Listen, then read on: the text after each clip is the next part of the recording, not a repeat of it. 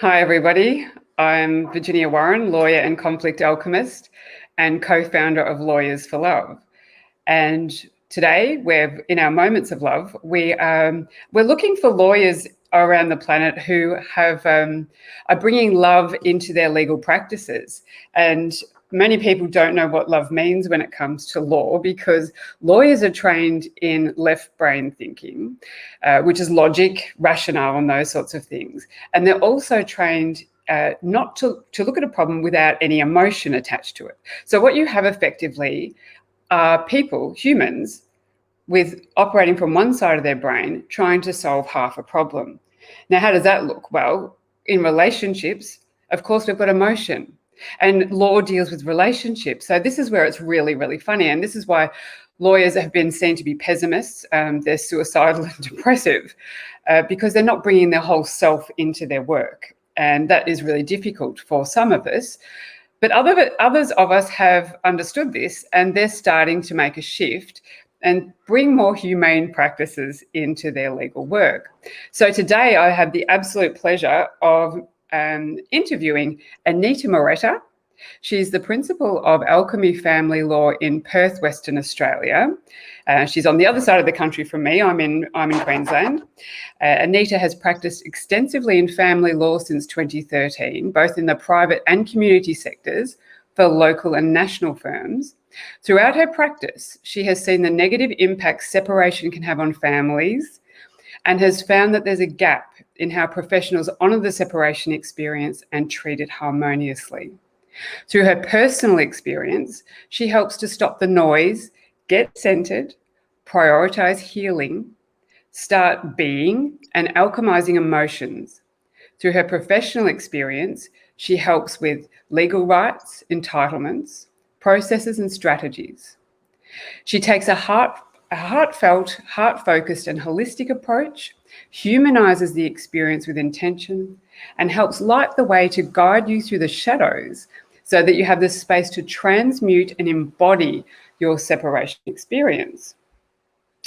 Now that so resonates with me, embodying the experience and transmuting the shadows and all that negativity.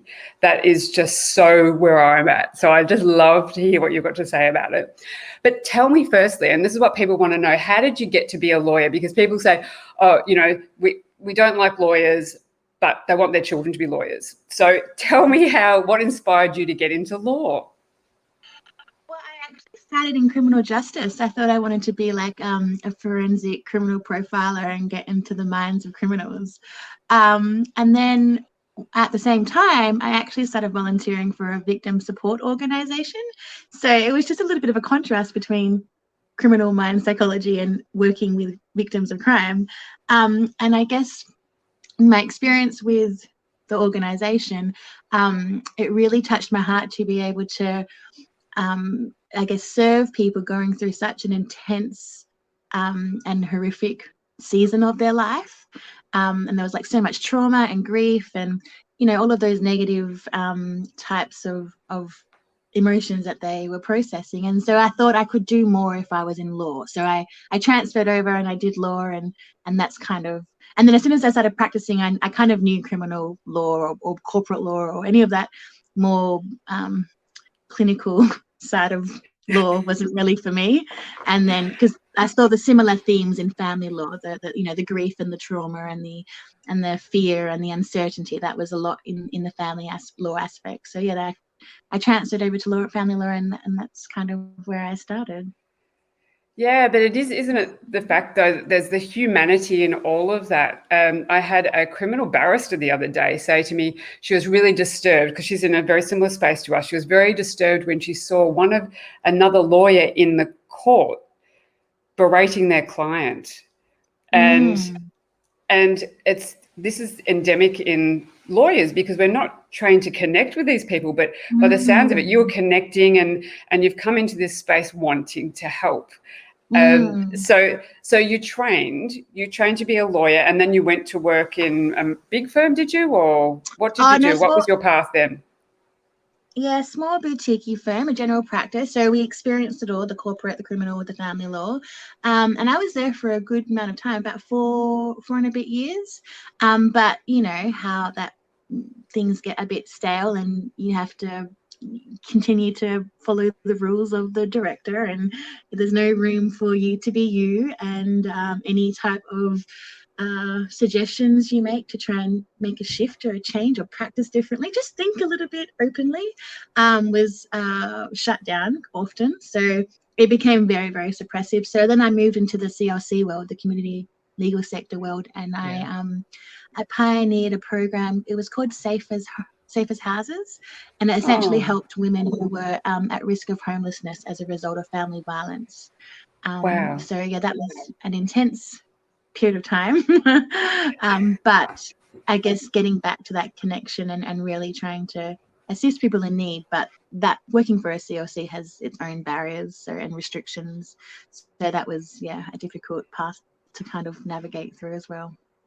Yeah, well, that being a governmental sort of body as well, yes, they'd have their rules and structures as well. You don't have the freedom to sort of practice as you probably would like, I imagine. Yeah, yes and no.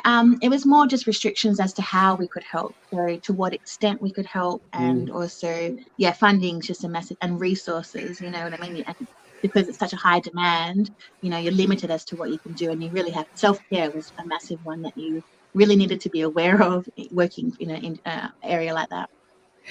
A self-care, and I think that's probably where lawyers, particularly in family law, or any traumatic conflict situation, they find it difficult, though it's not being taught how to. This is why we say that we're taught not to engage in the emotional aspect of it, yet the emotional aspect it's integral to it. That's what it is. But what a lot of us, and some of us being empaths, want to go in and feel into the situation, but we stay in there emotionally and energetically. But there needs to be some teaching around, pull yourself out, because you can go in and feel it, and so you have the understanding, but then bring yourself out and protect your own energies. I mean, these are really important factors when we're looking at a different way of practicing law. It's about the energy involved in it all, and understanding, if I go back to that lawyer that was rejecting his client, basically that's what he was doing. He was energetically rejecting a part of himself there when he's berating that client, and he's not realizing that at all.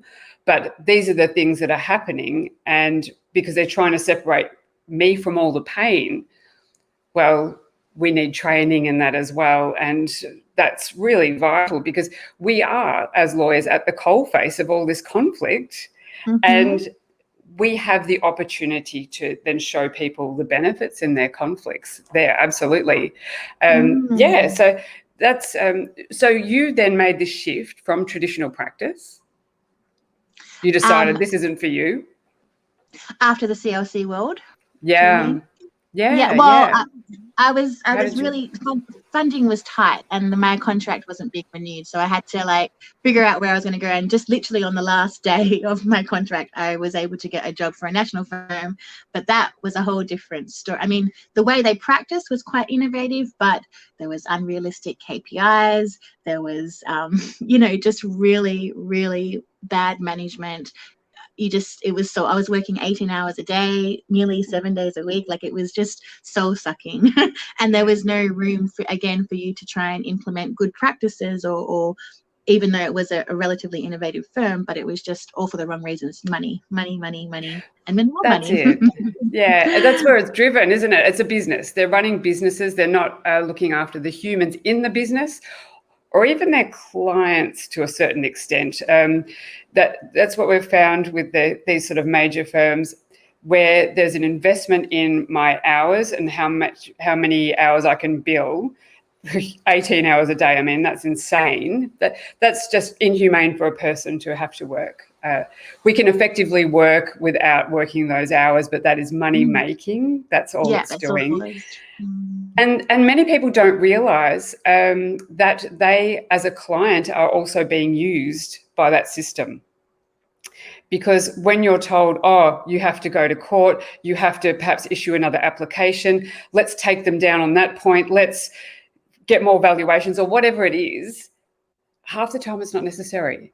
And they're just creating more of a fight so that you're more energized to spend more money. Yeah, go get them, kill them, help, show me I'm right, do all these things. And that's, people don't realize that they're being taken for a ride. And this is why it's costing the public so much money as well. And they don't come out winning. So, no one wins, besides the lawyers. That's right, exactly. But they're not winning in the end, are they? Ultimately, you yourself are saying, it's just like draining, it's burning me out. For what? What exactly. Do they hope to achieve? Some money? Yep. That's or it. Like it doesn't prestige. Make any sense. Yeah. But is that prestige in the end when you're finding that the profession is one that is not really what you can call a profession anymore? A profession is something that's trusted. How do you trust that when people are learning, you just took me for a ride to get more money for you and your shareholders? Because these are often, these big firms are now conglomerates of, they're machines. That's machines. Yeah. So it's not. Yes, please. Yeah, go ahead.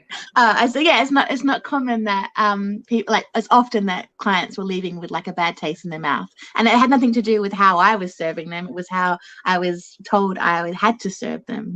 So, and that was a disconnect for me. It's just like, I'm putting all of my love and my energy into this client, and I'm trying to get them the best outcome, and then with the principal telling me off for settling too soon, for example, or for not making enough Form 2 applications. Like, it was a major disconnect.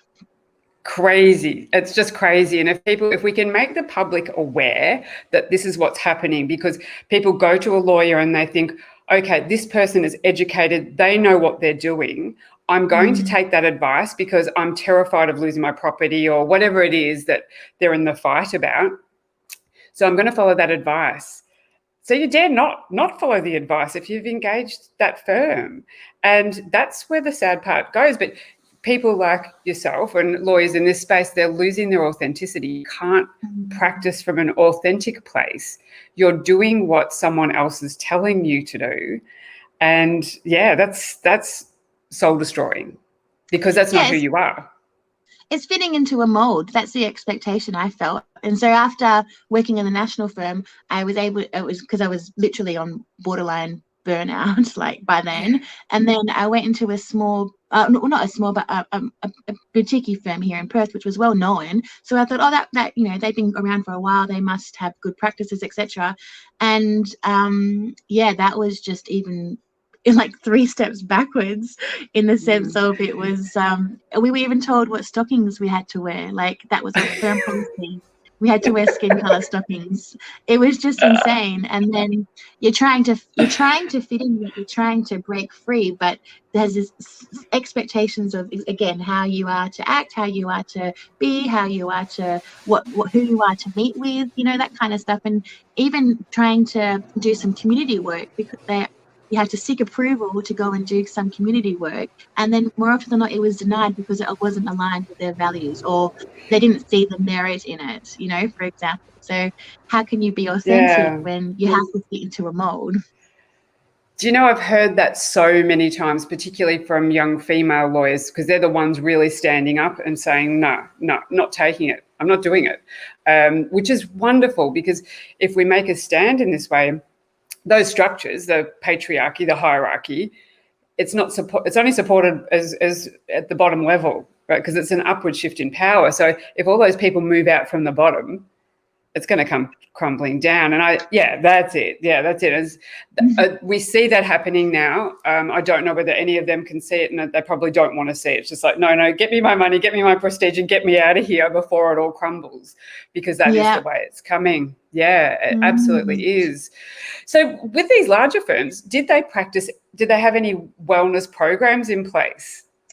Oh, look, they the national one didn't. The smaller ones in Perth, they ticked all the right boxes, on the face of it. There was weekly meetings and a monthly, get together with learning about how to meditate. But like that was just, for me, my experience was really just a tick boxing situation, because when you go try to go deeper into it or try to develop it further, it was, well, this is how it is, take it or leave it kind of a situation. So and then they also had like massage, like every 2 months a lady would come and do like office massages. So like they had the things in place, but that was then, I felt, used against you, because we're giving you all of these benefits and you're still not happy. You've only worked 18 hours a week for us or whatever it was. Like, we're just going to give you a little trinket back. I have one of these beautiful young women said to me, oh yeah, they have pizza night and they call that wellness. And I thought, oh my God. But even when clients come in and tender, I was told, tender for work, and the tender, or when they're tendering for client work and there's, your wellness programs, they're just ticking boxes that don't exist. So I come back to, it's the responsibility of the public now to start asking questions about what the firms are really doing. Are they bringing love into, and love, looks in many different ways. And I think we had a little discussion before about it. Lawyers don't like the word love. They don't know what it is. Well, of course, because, we're trained to be unemotional humans. And love means a lot of things for a lot of people. But even at the most basic level, we know it means being kind, connecting, compassionate, and just being a human, and understanding you're going through a real human issue and I need to sort of hold some space for you at a fundamental level. So was it from that point that you had enough, or when did you decide to shift into your own practice? Well, I officially burnt out in November of last year, and like officially. Under doctor's orders. Yeah, well, under doctor's orders, I had to take 2 weeks off work, and I was on, medication. And I couldn't get through a day without crying. So it was like I thought it was rock bottom, but it wasn't quite. I wasn't quite there yet, because then a couple of weeks later, I got fired from that job, and then a week later, I got a new job, and then a couple of weeks later, I got fired from that job, and then COVID hit, and then my personal life completely exploded, and then I find myself back in my family home, in my high school bedroom, not knowing who I am, not knowing what I stood for, not knowing, what was going to come next. And but I from when I left the CLC world, I kind of thought maybe it's time I just go out on my own. But I kept pushing and I kept pushing, I kept resisting, and then, as universe does it, here's burnout, here's explosion after explosion. When are you going to get the message? And then, so I finally got the message. Yeah, probably in around about, well, when I June this year. So it's still really quite fresh, but it's been an idea that's been brewing for a while, and now it's just been slowly implementing it. And I find myself like having to really double think what I'm doing, because I'm so used to either being suppressed or told what to do or told what not to do, and I'm like, no one's actually telling me what I can and can't do right now, so I have the freedom to practice like this. You can lead with your heart now and just like, oh wow, my heart wants to do this. But isn't it beautiful? And this is what we're saying as lawyers even, is that every time something negative that appears to be negative like this is happening to you, embrace it. What's the opportunity in this for me? What's the bigger picture? Because there is always a bigger picture. Like if you're not listening to your heart, the universe is going to slam you down, slap you down. I mean, that's happened to me. And say, right, move in that direction, because it's going to feel awful for you unless you do, because where your heart is where your heart is. And you've got to give this planet the best of you, because we want you. We want you and your... No, there's no other you. Exactly, yeah. And feeling those, that the explosions and all the crap that we experience, like that's just really us out of alignment. That's us not being aligned, or being, to be able to share from our center, to be able to share from our essence. So yeah. Oh, that's so beautiful. So these are the sorts of practices you're going to bring into your legal practice as it evolves. I mean, this is all, I just want to say this to everybody too. all this way of thinking is new. So if anyone's out there just thinking, oh, yeah, okay, so the spiritual world has been doing this for quite some time, or these sorts of practices, but in law, this is foreign. It's so foreign, and that I find it so fascinating why it's foreign. It's because I think because law has such a negative structure about it that the love hasn't been able to seep in. But times are changing, and everything is changing, as we know. There's a new normal coming. So this is brand new for all of us that want to be in this space. And I call us pioneers because we are. So yes, what do you envisage? What do you're going to see someone with their conflict, and yeah, tell me more. Tell me what you propose that your practice is going to look like. Well, definitely more of a collaborative approach, and definitely, and I mean, in Perth, it's not. I don't think we're still a bit behind. I think in Perth. So just a little bit. Well, you can be a leader. Well, that's the thing. I'm really wanting to get a movement going in how we can practice collaboratively and essentially leave the power with the clients to make their decisions, as opposed to us telling them what they should or shouldn't do necessarily, or just taking it to court and getting the magistrate to decide for them. I think that's the people are so willing, to, as you said in your TED talk, to give over their problem. Here, solve it, but that takes their power away from them, doesn't it? Yeah, so really just trying to embody that, and provide it holistically, because particularly with family law, there's so many other elements that needs to be considered, whether it's mental health issues, children's matters, financial issues, selling a house. So there's so much of it, and a lawyer obviously that's not their role to do all of that. But if we can bring that in and make sure that all those needs are being attended to, so they have the tools to be able to make the best decision for themselves and for their children and for their ex-partner. Yeah. I think that's what I've said before. It's being a first responder. And, a lot of lawyers listening would say, oh, but isn't that the job of a psychologist? And I say, well, maybe, yes, it is. However, people aren't going to a psychologist with their legal problem. They're coming to a lawyer. And this is where all the emotional, the conflict will show you what rules you've been following.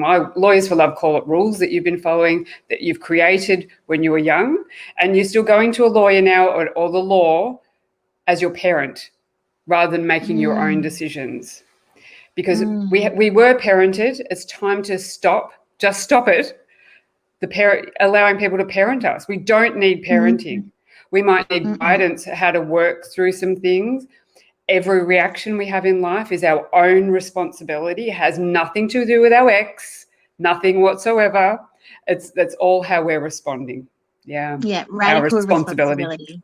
Radical responsibility. Yeah, love it. Love it. Love it. Love it. Love it. Yeah, that's brilliant. So you're practicing now, you're up and running. Yeah, I mean, it's still in the early stages. I'm still figuring out how to put systems in place and getting my financial stuff, because you don't learn any of that, in law school either. So no, but I'm really trying to enjoy the process, and I'm not trying to get stressed over it. The only thing I'm really finding the pushback is all of the limiting beliefs, what I can't do versus what I can do, what I've been told I can't do, should I say, versus what I feel I need to be doing. So oh yeah, look, I hear you so loud and clear on that, and this is what people have said to me: you can't go out and say that about law. Why not? Why not? It needs to be said. Now, a lot of people may not agree, but if you're moving into a space where you're working and you're having fun in your job, who says you're wrong? Yeah. And who else? What does it matter to anyone else but yourself? You're the one that has to live it.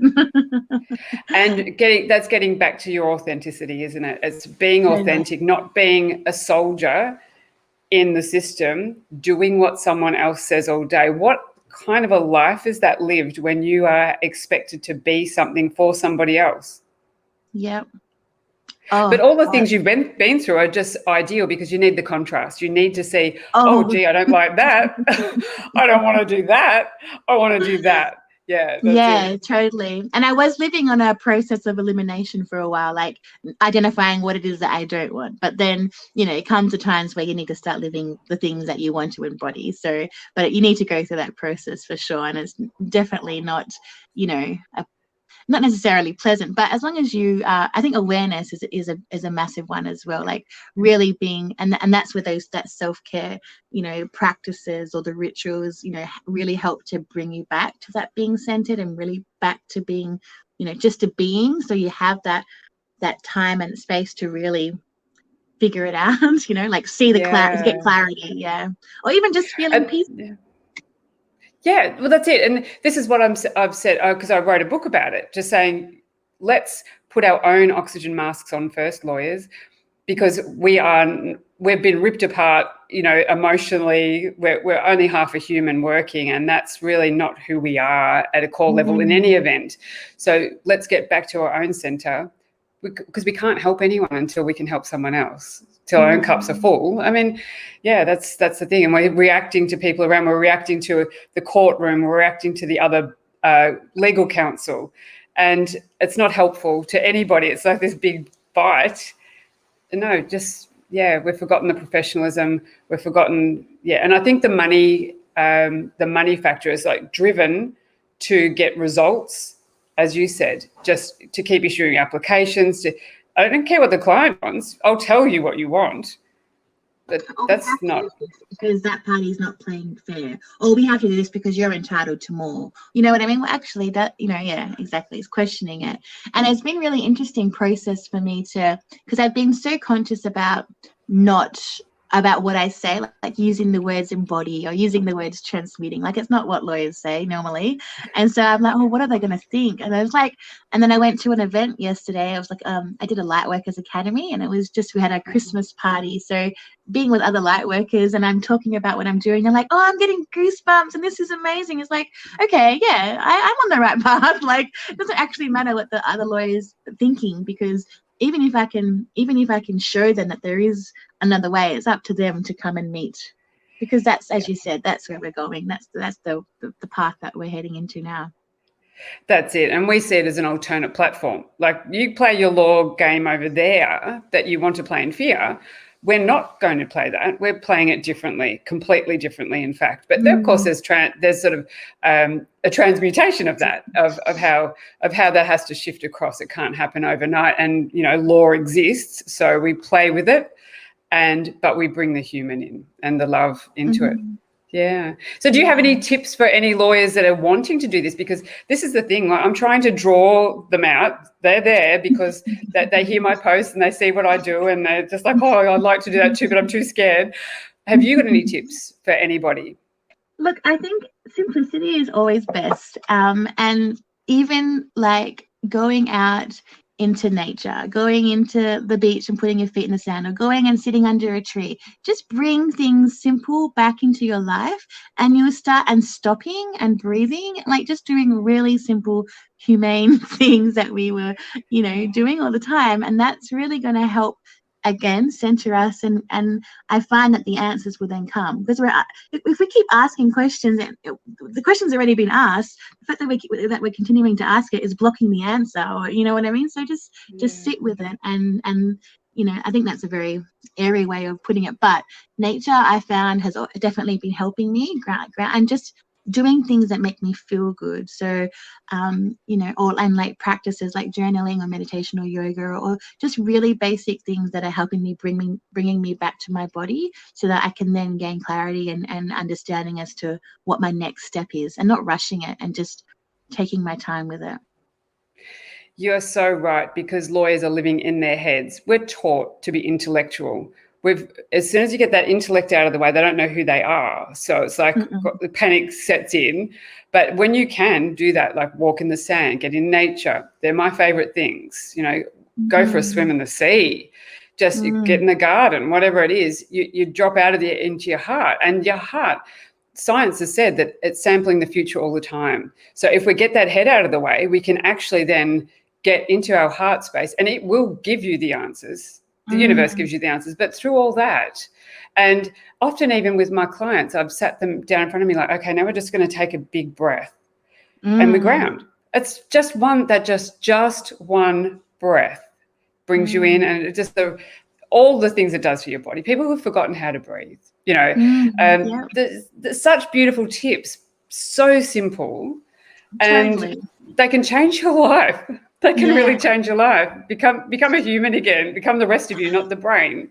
And also like connecting with other, like, so I did a retreat with Clarissa a couple of weeks ago, and one of her tips was like, bring things that are not law related into law land, and those are very simple elements as well. So that bringing different areas into your life is that's Clarissa Raywood that we're talking about here. I did a collaborative law training with her as well. She's absolutely fantastic. Happy family lawyer. We love her work because she is in that space and is just breaking us out of those molds, those ideals. You know, she's just so out there, and it's fantastic stuff. So more people like her, more people like you, Anita, bringing into this space. And more men coming into the space. And I am interviewing a few men coming up too, which is so wonderful to see that we are opening up to these ideas. And we're pioneering the space. So it's beautiful. And look, I'm so appreciative of you coming on the show today. And this is awesome. Now you're if you're in Australia and you're wanting a loving lawyer, particularly you're practicing in family law primarily, are you, Anita, or that's the area you really want to practice? Her website, I've got a little banner up here. Let me just click on that. There it is. alchemyfamilylaw.com, and that's Anita's website. You can contact her that way. And again, it's all about the public demand for this. As soon as the public are saying we want lawyers that care about us, not the dollar, that way we're going to have a shift in the system, because it's all supply and demand. It's as simple as that. Yep, a buyer's market for sure. It is, and choose love. Choose love. Choose love. I love that. That's it. Well, thank you so much again, Anita. And we'll be posting your details around our media as well, so people can get in touch with you if they'd like to do that. Thank you so much for bringing love in. Thank you. Bye. Bye. Bye.